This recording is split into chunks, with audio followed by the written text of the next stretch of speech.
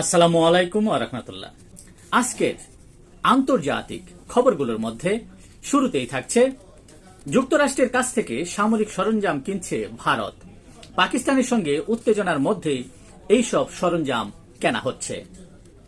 ইউক্রেনের কাছে F-16 বিমান বিক্রির অনুমোদন যুক্তরাষ্ট্রের। সৌদির কাছে $350 কোটি ক্ষেপণাস্ত্র বিক্রি করছে যুক্তরাষ্ট্র।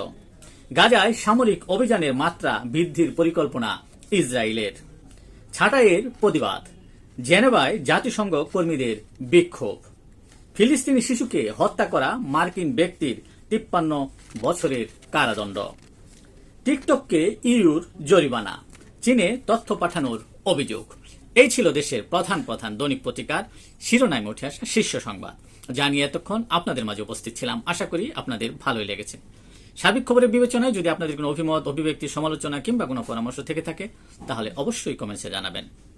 আপনাদের কমেন্টসের প্রত্যাশায় আজকের মতো এখানে বিদায় নিচ্ছি। আবারও দেখা হবে আগামীকাল ঠিক একইভাবে। সে পর্যন্ত অবশ্যই সকলে ভালো থাকবেন, সুস্থ থাকবেন। আসসালামু আলাইকুম ওয়া রাহমাতুল্লাহ।